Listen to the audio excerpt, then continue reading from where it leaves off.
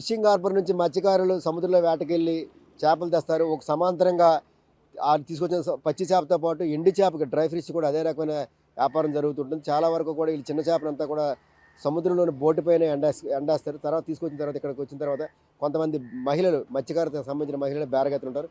వారు కొనుక్కోవడం జరుగుతుంది. అయితే డ్రై ఫిష్కి సంబంధించి గతంలో కూడా అనేక రకాల సదుపాయాలు ఉండేవి.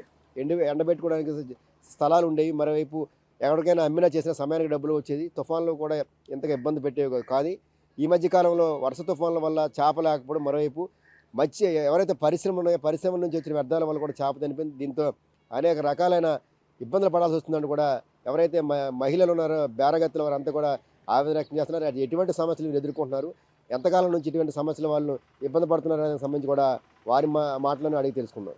ఆ మధ్యన అంతా సావాళ్ళు ఉండేవి, ఈ మధ్యలో లేవు. ఆ మధ్యన 3000 అయితే ఇప్పుడు 9000 8000 అయిపోయింది. మార్కెట్ ఏం సరిలేదు, అనుభవం లేదు మార్కెట్ వల్ల. గంగలో ఉంటే పావులా కూలి చేసుకుంటాము, మరి గంగలో ఏది ఇలాగ అంతంత మాత్రం సావుకారు కాడ డబ్బు ఉండిపోవడం అది ఇది బోల్డని బాధలు. ప్రతి బేరగత్తివి కూడా 5 నచ్చలు 6 నచ్చలు 10 నచ్చలు 8 నచ్చలు ప్రతి బేరగత్తివి ఉండిపోయాయి సావుకారుల ముందు. మరి ఎప్పుడు వస్తాయో తెలియవు. అరవే ఇస్తాం, 12 అరవే వ్యాపారం. ఇక్కడ రొక్కం క్యాష్ బేరం ఉండదు. అలాగ అంత మాత్రమే బ్రతుకుతున్నాం. దీనివల్ల ఏమి సుఖం పొందిన అవకాశాలు కనిపించలేదు. అంత మా అసోసియేషన్ పెద్దలు కూడా, మా ఏరియా వ్యాపార పెద్దలు కూడా మా గురించే ఈ వ్యాపారం ఎంతమంది వ్యాపారం చేస్తున్నా అంతమంది గురించి ఆలోచిస్తాను. ఎలాగైతే బాగుంటుందని. బోట్లోకి కూడా ఫిషింగ్లు తక్కువ. ఏటలు రాలేదు 5 నచ్చలు ఎటు పంపిస్తే 3 నచ్చలు 4 నచ్చలు ఓనర్లకి వస్తే ప్రతి ఓనర్కి 2 నచ్చలు 3 నచ్చలు తగ్గింపు నష్టం. అలా బ్రతుకుతున్నాం ఆ తల్లిని నమ్ముకొని. ఇంకా ఆ గంగమ్మ తల్లి దిక్కే. నెల్లూరు, కొవ్వూరు, విజయవాడ, హైదరాబాద్, చెన్నై పంపిస్తాం. తాటాపిల్గూరు ఇలా నూకల సంతలకు కూడా వెళ్తారు కొంచెం కొనుక్కొని. వాళ్ళందరూ అలాగే పొద్దుకు 10 రూపాయలు కూలి దొరికిందంతా దొరకందంతా తెలియదు. ప్రతి బేరగత్తి ప్రతి ఓనరు బాధల్లో ఉన్నారు, ఎవరు సుఖంగా లేరు. మరి ఫిషింగ్లు లేవు. ఫిషింగ్లు ఉంటే డ్రై ఫిష్ వస్తుంది. డ్రై ఫిష్ వస్తే బేరగత్తులు కష్టపడుకుని బ్రతుకుతారు. మరి వాళ్ళు తేపోతే కానీ వీళ్ళకి బేరగత్తులకు వెయిట్ ఉండదు. ఇక్కడ వాళ్ళు 10 బళ్ళు 5 బళ్ళు చేస్తే బేరగత్తులు కొనుక్కుంటారు. డ్రైవర్లు కళాశాలే బాబు 10,000కి 5,000కి ఇలా 50 తగ్గింపులో ఇవ్వండి అని మాట్లాడుకుంటాం. అలా బతుకుతుగా ఉన్నాం ఇక్కడ. ఇప్పుడు అప్పుడు 50 రూపాయలు ఉండేది, ఇప్పుడు 70 రూపాయలు అయింది కేజీ. అలాగే సావాళ్ళు ఇవి మామూలు దొందులు అవి అయితే 100కు ఉంది. అది 10,000 బండి కొంటున్నారు ఆ మిక్సింగ్. ఆ 10,000 బండి 10,000 100 కేజీలు వస్తే 10,000కి వస్తుంది. 100 కేజీలు రాకపోతే 10,000కి రాదు. అది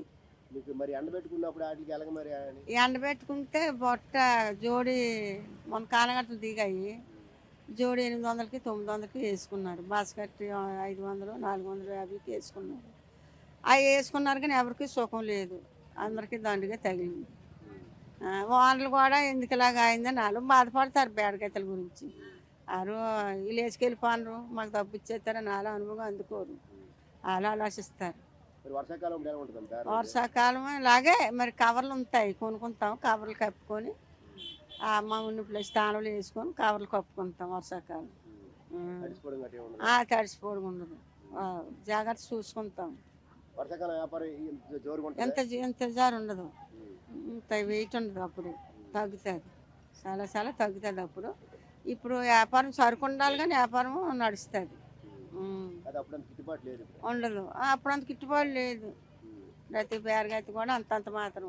సింగిల్ లేక ఇప్పుడు మందుల వాటరు బ్యాటరీలు వాటర్ వెళ్ళిపోతుంది. బ్యాటరీల వల్ల వాటర్ వెళ్ళిపోవడం వల్ల సముద్రంలో ధన్య పుడతాయి ప్రతి చేప కూడా. ఆ చేప వల్ల ఏమవుతుందంటే ఆ బ్యాటరీ వాటర్ వల్ల చనిపోతుంది అన్నమాట. ఆ చనిపోవడం వల్ల ఆ చనిపోవడం వల్ల అయితే మరి చేప తగ్గిపోతుంది అన్నమాట.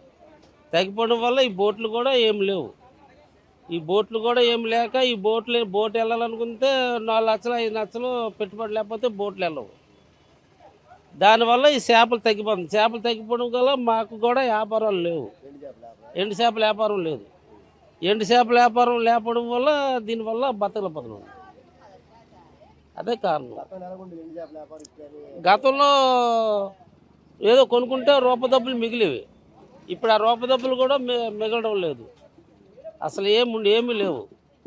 అలా ఉంటే అలా అలవాటు అయిపోయింది కాబట్టి మరి చేయడం మాకు తప్పలేదు. ఇంకా ఆ పని తప్ప మరి ఇంకా రెండో పనికి మేము పనికిరాము, చేయలేందుకు. ఇది అలవాటు పడిపోయినాం కాబట్టి. అందువల్ల మరి అందరికీ ప్రాబ్లంలే. తుఫాను వచ్చినప్పుడు అయితే వెండి చేపలు కూడా తడిసిపోతుంది. ఆ తడిసిపోతుందో దానివల్ల పురుగు పెట్టడం చేయడం ఇలా జరిగితే ఆ పురుగు పెట్టిన చేపల్లో మళ్ళీ పారబోసేయడం వల్ల మాకేటి లేవు. ఉప్పు అన్నీ ఖర్చు అవుతాయి. ఖర్చు అయినా కూడా ఎవరు పట్టించుకునే వాళ్ళు ఎవరు లేరు. అది ఆ చేప అయితే ఎవరు కొనరు. అది జల్లెడమే. బయటకి ఇస్తున్నాము. ఇస్తే వచ్చినవి అలా బాకీలు పెట్టుకొని వచ్చి రావడము, రాకపోతే మళ్ళీ అప్పులు చేసుకోవడం మళ్ళీ చేపలు కొనడం. అది ఇవతల వడ్డీలు కట్టాలా, అవతల అప్పులు తీర్చాలా, మళ్ళీ అవతల డబ్బులు రావు. మరి రాకపోతే ఏదో రకం అక్కడ ఓడుకోవడం, బాబు నేను అనుకోని ఓడుకోవడము, మళ్ళీ అప్పులు తీర్చుకోవడము, మళ్ళీ అలాగేదో కానిపరకు మిగిలితే మళ్ళీ అప్పులు తీర్చుకోవడం. ఒక దిక్కులు కాదు, 4 దిక్కులు వెళ్తాయి. సావుకారు కొనుక్కుంటాడు. ఆ సావుకారు కొనుక్కొని ఆ సావుకారు ఒక రూపాయి నామ వేసుకొని ఇంకో సావుకారు పంపించుకుంటాడు. మన రాష్ట్రాల్లో పంపించుకుంటారు. మన రాష్ట్రం అంతవరకు పంపిస్తారు. తర్వాత వెళ్ళిన వరకు వెళ్తాయి. తర్వాత ఇటు నుంచి ఉరిస వరకు వెళ్తాయి, అవతల సన్నాయి వరకు వెళ్తాయి సరుకులు అన్నమాట.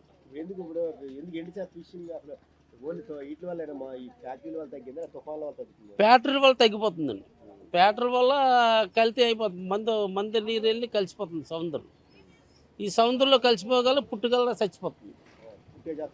పుట్టే చేప చనిపోతుంది. ఇంతవరకు మనం సముద్రం ఒడ్డును దొడ్డు కూర్చుంటే ఇలా గొయ్యి తవ్వితే వాళ్ళతో గొయ్యి తవ్వితే గొయ్యిలోను చేప కెవకలు ఆడిది అనమాట. అడ్డమైన అన్ని రకాలు. అలాంటిది ఇప్పుడు గొయ్యి తవ్వితే ఒక చేప కూడా కనిపించదు అక్కడ. అది జరిగిన తోరు.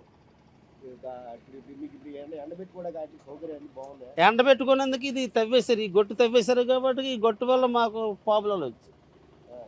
ఈ గొట్టు తవ్వేసి ఈ గొట్టు ఉందని చెప్పి నేను ఒక నోటు సరుకు కొనివ్వండి, నోటు సరుకు ఎండేసేవాడిని. ఇప్పుడు ఎండైనందుకు నాకు తోవలేదు. తోవలేక మరి అప్పుడు అంత కొనుక్కుంటాను. ఇప్పుడు కొద్ది కొనుక్కుంటున్నాను. పోటోలు తవ్వింది ఈ గొట్టు ఇలాగా. ఈ పోటోలు తవ్వేసిన మూలని మాకు ఆ జాగం లేదు. జాగలాగా ఇప్పుడు దగ్గర 10 కళ్ళలాగా చేపలు ఎండేసుకోవడానికి జాగం లేదు. ఆ జాగలప్పుడు కూడా ఇన్ని కొనుక్కొని ఎక్కడో వెళ్ళకుంటున్నాం. ఎండబెట్టడానికి పేస్ లేదండి. ఇది ఎంత ఉండితే పేసి 10 మంది దాకా పేసి ఉండేది. ఇది ఈ పేసి ఉన్నట్టయితే అందరము మామూలు కొనుక్కొని మామూలుగా వ్యాపారం చేసుకుంటాం. ఇప్పుడు ఆ పేసి లేక అందరికీ ఇబ్బందులు అయిపోతుంది. అది చేప టయానికి ఎండపోతే చేప పాడైపోతుంది. పాడైపోయిన మూలని పచ్చి చేపలకి బోట్ల దగ్గరికి మేము పచ్చి చేపలు కొలుచుకోవడమే మానేసాం. ఇదివరకే అందరి మీద 100, 50 రూపాయలు, 100 రూపాయలు, 50 రూపాయలు రేట్ ఎట్టి కొనివ్వండి నేను. కొంటే ఇప్పుడు ఆ చేపలు దానివల్ల జాగం లేకపోవడం వల్ల కొండం మానేసి. ఇక్కడ అందరికీ తెలిసింది నేను కొండం మానేసి. ఈ రకం జాగం కూడా లేక మాకు చాలా నష్టం వస్తుంది. ఫ్యాక్టరీల వాటర్ వెళ్ళిపోయి ఈ చేప తగ్గిపోతుంది. కొన్ని చేప తగ్గిపోతుంది ఏదో కొనుక్కుందాం అనుకుని చేస్తే జాగం లేదు. మరి జాగం లేదు మేమేం చేస్తాం? మరి గవర్నమెంట్ని అడగనందుకు గవర్నమెంట్ని అడగాలో మాకు తెలీదు. తర్వాత ఎవరు మమ్మల్ని పట్టించుకోరు. అది మా ఫిషింగ్ వాళ్ళంతా కొంతమందికి జాగాలు ఉన్నోళ్ళు ఎంత జాగాలు ఉన్నోళ్ళు జాగాలు మనం అంటేసుకుంటున్నారు. శుభ్రంగా మాకు జాగా లేక ఈ పరిస్థితి ఇలా వచ్చింది. తింటుందండి. అందుకే పచ్చిది కొనడం మానేసాం. మాకెంత ముందంతే ఈ కంటైనర్ వాళ్ళు జట్టి తీసేసి జట్టి కడుతున్నారు బాబా. వాటి వల్ల ఎండేసుకోవడం మాకు పేసీలు లేవు. అలాగే ఎక్కువ కొనుక్కున్న వాళ్ళు ఇప్పుడు తక్కువ 10 బళ్ళు 20 బళ్ళు కొనుక్కున్న వాళ్ళు ఇప్పుడు 4 బళ్ళు 3 బళ్ళు కొనుక్కుంటున్నాం. అంతవరకు చేస్తున్నాం. ఈ బోట్లోకి కూడా వెళ్ళిన కాడికి ఏమీ లేదు బోట్లోకి కూడా వెళ్ళడం ఆయిల్కి వస్తే రావడం లేకపోతే సూరు అనుకొని రావడం ఓ రోజు రేట్ కొందామన్నా సరే ఈ చోట్లు లేవు మరి వాళ్ళు కడుతున్నారు కట్టిన ప్లేస్లలో తీస్తున్నారు ఆ ఉన్నంతలోనే సర్దుకుంటున్నాం మరి సర్దుకోకపోతే ఎలాగ అవుతుంది అంతా మనకు కావాలంటే ఈ గవర్నమెంట్ ఇది సెంట్రల్ గవర్నమెంట్ తోటి మనం వెళ్ళగలమా మనం సరిపోగలమా మళ్ళీ ఇలాగ ఎత్తేస్తే అలా పారిపోయినట్టు ఉంటున్నామ్మా ఇంకేటి చేస్తాం ఎండి చేప గతం కంటే ఇప్పుడు ఎందుకు తగ్గింది మీకు? మరి నీటిలో లేవు కదా ఎక్కువ నీటిలోనే ఎక్కువ లేవమ్మా ఎల్లోలు 15 రోజులకి 20 రోజులకి ఎల్లోలు అప్పుడు 10 బళ్ళు 15 బళ్ళు తెచ్చుకుండోళ్ళు ఇప్పుడే అటు 2 బళ్ళు బండి ఆ ఎల్లోలకు కూడా పాటు లేదు మరి ఆ పరిస్థితి అలాగ అయిపోయింది ఏడు చేస్తాం చేపలు ఎందుకు తగ్గి కంపెనీలో వీటి వల్ల? మందులు నీరు ఇప్పుడు ఎక్కడ మన బిర్లా కంపెనీ ఉంది ఇక్కడ మన పరవాడ కంపెనీ ఉంది అలాగే రాజీపేట కంపెనీ ఉంది ఇవన్నీ మందుల నీరల్లా అందులో కుగ్గేస్తున్నారు ఆ మందుల నీరు అప్పుడు ఎక్కడ భూముల్లో నుగ్గోరు ఇప్పుడు వచ్చేంత సందర్లోకి వెళ్ళిపోతుంది ఈ గుడ్డు పెట్టిన బోసారికే ఆ గుడ్డునే చంపేస్తున్నారు గుడ్డు చేప అనేది ప్రతి చేప అనేది ఒడ్డుకొచ్చే పిల్ల పెడతా గుడ్డు పెడుతుంది ఆ గుడ్డు అనేది నీరు వచ్చి చచ్చిపోతే చేప ఇంకెలాగా నీటిలోకి వెళ్తుంది ఈ పిల్ల ఇలా ఈదుకొని చిన్న కంటికి కాని పిల్ల వస్తుంది అది పిల్ల ఒడ్డునే చచ్చిపోతే సందాల్లోకి వెళ్ళిపోసరికి ఏ చేప ఉంటుంది ఏ చేప వండుకుంటుంది వెళ్ళిన కళాసులు బోటు వానలు చాలా బాధలు పడుతున్నారు అప్పుడు అంత దీనిగా లేదు అప్పుడు రెయ్యాది ఆ ఫిషింగ్లు వేరే ఈ ఫిషింగ్లు వేరే ఆయిల్ ఒకటి పిరిమైపోయింది తిప్పునోడు తిప్పుతున్నాడు తిప్పనేనోడు ఒడ్డుని కట్టేస్తున్నాడు మరి అలాగ ఉంది పరిస్థితి అలాగ ఒక బండి వస్తే మా బేరగెత్తను ఆ బండి కాడకు ఒక 10 మందిని పరిగెత్తున్నాం ఎవరో దొరుకుతుంది అని ఒక 500 రూపాయల కూలికి అలా బాధపడతాం ఏడు చేస్తాం తుఫాను వచ్చినప్పుడు ఏం వ్యాపారం అలా ఉండడమే అన్నీ కప్పేసిన తర్వాత ఇళ్ళకి వెళ్ళిపోతారు ఇక్కడ ఉన్నారు కదా పోలీసులు వాళ్ళందరూ వస్తే ఇళ్ళకి వెళ్ళిపోతాం ఇళ్ళకి వెళ్ళిపోయిన తర్వాత అలా మూసేస్తాం ఆ గేట్ కాడ అడ్డేస్తారు మమ్మల్ని గేట్ కాడ అడ్డేస్తారు అలాగే బాధపడతాం ఏడు చేస్తాం అప్పులు చేసుకొని అది కష్టపడుకొని మళ్ళీ అప్పులు తీర్చుకొని అలాగే బాధపడుతున్నాం అప్పుడు మేము రేట్ అంటే ఇప్పుడు కొద్దిగా అప్పుడు సవకుండేదమ్మా ఇప్పుడు పిరిమే మరి తేబోసారికి ఒక బండి 10 మంది వెళ్ళేటప్పుడు 10,000కి వెళ్తుంది ఇప్పుడు 7,000కి 8,000కి 9,000కి 10,000కి 15,000 దాకా బండి వెళ్తుంది అప్పుడు 6,000కి 5,000కి 4,000కి వెళ్ళేది చేప ఎక్కువ వచ్చేది కదా వెళ్ళేది ఇప్పుడు అవి తెచ్చుకొని తిరిగి మాకు దండుగు 20,000 తగులు 20,000 తగులుతాయి 10,000 తగులు 10,000 తగులుతాయి ఉన్నాడు పయ్య కూలి ఉంటుంది ఈ దండుకి వ్యాపారస్తాము లాభానికి వ్యాపారస్తాము మరి ఏడు చేస్తాము ఇది ఈ వ్యాపారం వృత్తి అనేది మేము పోగొట్టుకోలేము కదా మా మత్స్యకారులు గంగలోకి వెళ్ళిపోతే మాకు అది లేదు కదా అదే భూమి ఆ భూమినే దున్నాలి మేము ఇంకే భూమి లేదు మాకు అది సరిపోలేదమ్మా ఈ పోర్ట్ వాళ్ళు ఇప్పుడు ఈ కంటైనర్ ఉన్నాడు ఆ బాబు కట్టిస్తున్నది అల్లాను వాళ్ళ అదిలో ఉంటుంది వాళ్ళతోటి కొండతోటి ఎక్కెళ్తే ఎక్కెళ్ళిపోతుంది కానీ కొండ ఎక్కిరాదు కదండి అలాగుంది మా పరిస్థితి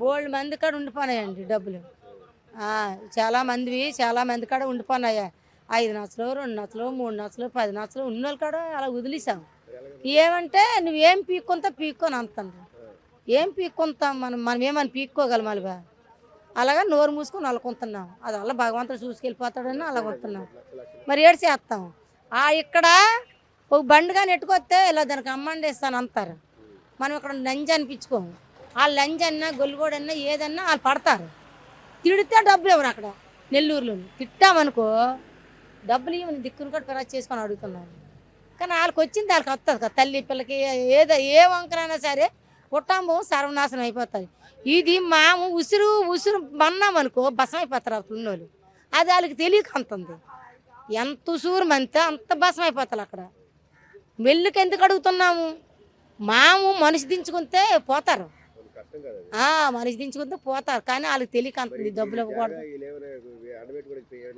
ఏమో ఇంకా అదే అందులోనే సర్దుకుంటున్నాం ఇది కట్టబోసరికి 2 సంవత్సరాలు అవుతుందో 3 సంవత్సరాలు అవుతుందో ఎన్ని సంవత్సరాలు అవుతుందో తెలియదు ఏం చేస్తాము ఉన్నంతలోనే సర్దుకోవాలా రాజుగా మేడ అందం పిట్ట గూడ అందం అన్నట్టుగా మాకు ఆ పిట్ట గూడ అందం మేడకాడకు పరిగెత్తగలమమ్మా ఆ పరిస్థితి మాది. మాకు వ్యాపారాలు లాగే ఇబ్బంది అండి, ఇంకేం ఇబ్బందులు అయితే మాకు లేవు. గవర్నమెంట్ మాత్రం మాకు అసలు ఏం సాయం చేయట్లేదు. చెప్తున్నారు కానీ ఏమి సాయం చేయట్లేదు. అలాగే ఇక్కడ ఇవి పోనా పురుగులు పెట్టి వర్షంలో పురుగులు పెట్టేస్తాయి, చుప్పరు పాడైపోతాయి చేప. ఆ నష్టం మేమే భరిస్తాం. గవర్నమెంట్ ఎవరు సాయం చేయరు.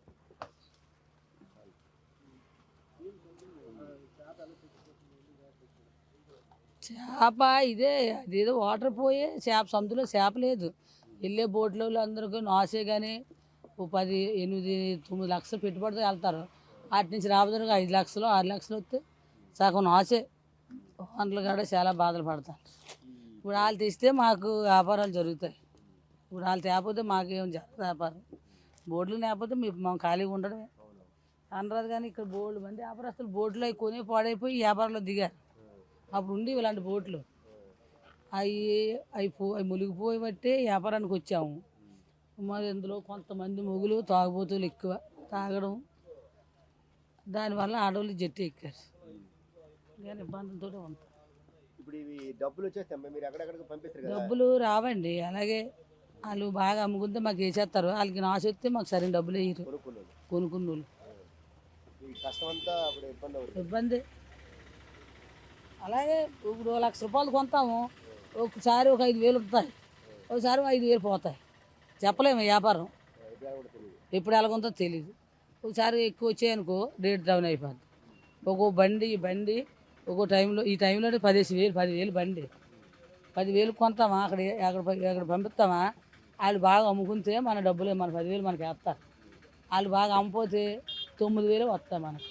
అదైనా సరే ఇవ్వరు సరిగ్గా. సరుకులు మాత్రం చాలా ఎక్కువ పంపిస్తాం.